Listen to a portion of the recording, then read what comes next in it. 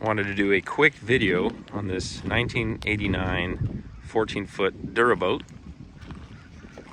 We've had the boat for about 3 months now, and I've made a few improvements, but the gentleman that had it before I did the majority of the craftsmanship here that you'll see. So starting from the front, solid little anchor spool here, not sure what you call it. I ended up running the trolling motor battery to the front for better weight displacement, and I believe I went with 6-gauge wiring. Interesting part about this boat is there is a frame that runs the full length of the boat to the rear for some added support. So right here we have some hydro turf. We got a console right here. The walkthrough portion was removed on this boat prior to me owning it, but again, that frame does run the length of it, so it does have some strength there. Bimini top, 3 points of securing it. You got the strap, the center, and this little boom right here. Back here I added this deck.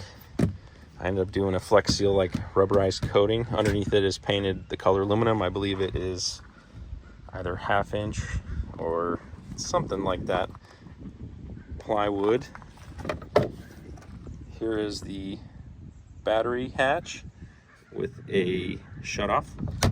The way I have it set up is you can either run the trolling motor or starter motor with electronics. It does open completely with the trolling motor removed. Trolling motor is a Minn Kota 30 foot-pound torque. Not sure how they measure these. It's a little bit underpowered, especially when you get 2 or 3 fully grown adults in here. Hopefully I'm going to upgrade that soon. And then, being that the Duroboat doesn't have a transom per se, it's just a sheet of aluminum back here, I ended up adding this 3/4 inch plastic board.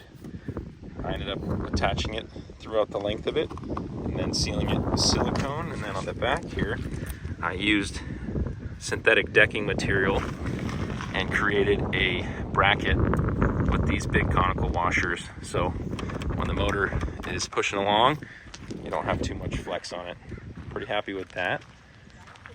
Powering this boat is a 20 horsepower Suzuki, fuel injected. I believe this model is a 2024. Plenty of power for what this boat is designed to do. It's running the stock propeller, and you're right at the rev limiter at about 19 miles an hour, 20 miles an hour, with room to grow. It gets up on plane very quickly. Cruising speed anywhere between 17 miles an hour, give or take. Here I ended up doing a couple of things as well. So I have the door for the fuel container. It's very easy to remove. Quick disconnect, boom, right there. And then I did add a 1100 gallon bilge pump. And when I was installing the bilge pump, I really did not want to drill any holes, so I ended up finding this bracket down here which hugs the rib there in the bilge area, and just the head of the screw latches onto that, and then the actual bilge pump filter is secured to that bracket instead of the boat. So it's pretty easy to unclip it, clean it if I have to. All the wiring's ran up there. I ended up, let's see if I can get inside here and show you, I ended up securing the battery to this back bench, and then there's just a little bit of plywood to keep it up on that frame that I kind of talked about earlier. Yep, and the bilge pump tubing comes up over the transom. Again, I wanted to limit however many holes I drilled on this older boat, because I find every owner needs their own attachments, fixings, and turns into Swiss cheese pretty quick, right? So up and over, secured to the mount here on the outboard, and it pumps water no problem. Thankfully I haven't had to use it on the water, but in case of emergencies, there you go. One more thing here on the trolling motor, I did a quick disconnect, so if I do need to remove it for any reason, I don't have to fish into the bilge and undo the wiring there. Swivel seat for the driver. There is a storage compartment right here. I ended up adding this latch so it stayed secured. Nice plywood box there. All of the wood here for the console and seat area I ended up putting on the Total Boat deck coating with the textured finish.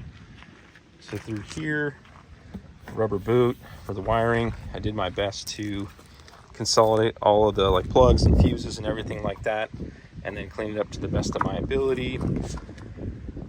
Okay, now on the console, we got the Garmin Striker fish finder. Not sure what model it is. I ended up finding a 1.5-inch ram ball.